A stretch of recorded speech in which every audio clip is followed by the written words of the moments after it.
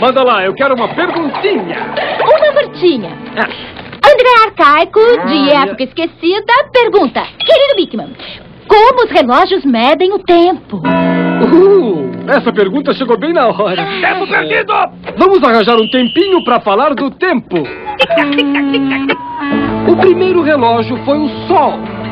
Bogoscópio.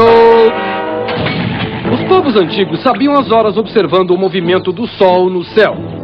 Sabiam que quando o Sol nascia ao leste, era hora de levantar. Quando o Sol desaparecia a oeste, era hora de ir para a cama.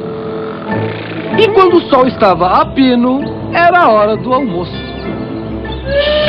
Eu nem preciso olhar para o sol para saber quando é hora do almoço. Isso porque, pra você, qualquer hora é hora do almoço. Com o passar do tempo, foram sendo inventados aparelhos para medir o tempo. Relógios! Os habitantes da Babilônia mediam o tempo usando essa coisinha aqui, um relógio solar. Ilumina aqui, ô Ney. A sombra que o ponteiro faz sobre a face do relógio muda conforme a posição do Sol no céu. Olhando para o número apontado pela sombra, podemos dizer que horas são. Olhando para o nosso relógio, vemos que é 1h em ponto. O meu deve estar adiantado.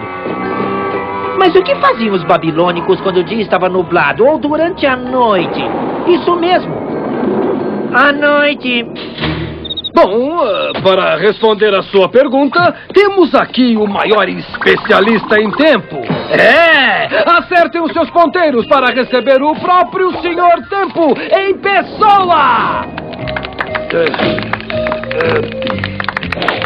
Alguém aí quer comprar um relógio? Bem, eu gostaria muito, mas eu não sei ver as horas.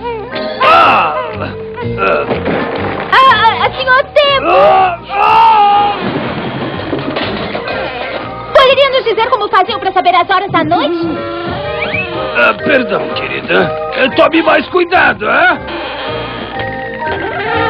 Eles sabiam as horas usando um relógio de água, inventado por um rei do Egito 1500 anos antes de Cristo. Parece apenas um balde que está vazando. É um balde vazando, sim, senhora.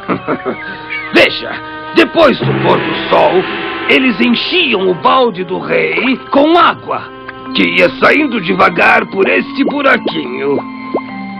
Eles sabiam quanto tempo a água demorava para descer de uma marca para a outra. Olhando ou percebendo em que nível estava a água, o rei poderia então saber as horas. Entenderam? E quando o telefone tocava no meio da noite, o rei gritava: como se atreve a me telefonar a 2 litros para as 3 da manhã? Você é um rato muito engraçado. O que acontecia se fosse de noite e não houvesse água? Então eles usavam ampulheta ou relógio de areia. Ele funciona de forma parecida como o da água, só que usando areia. Inteligente, não é? A areia vai escapando por esta passagem estreita para marcar a passagem do tempo. A verdade é que esses relógios antigos não eram exatos o bastante para medir minutos e segundos. Então, em 1582, um cientista muito esperto, Galileu... Galileu! Parem com isso, saiam daqui, vocês dois! Galileu percebeu que, ao se movimentar um pêndulo, você sabe, um peso na extremidade de uma corda, este mantinha uma direção constante. Isso. Vejam, os relógios tinham só um ponteiro. Não eram suficientemente exatos para medir os minutos ou segundos. Então, alguém descobriu que talvez pudesse ser usado um pêndulo para controlar as engrenagens do relógio. Com isso, o relógio foi ficando mais exato, pois o pêndulo leva ao mesmo tempo para ir e voltar, ir e voltar.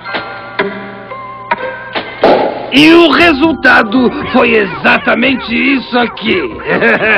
Olhem só. Estão vendo isso? O pêndulo indo e voltando, indo e voltando. Funciona mesmo como um relógio, não é? Bem, eu já estou indo embora. Já está na hora. Espero que meu tempo tenha sido agradável para vocês.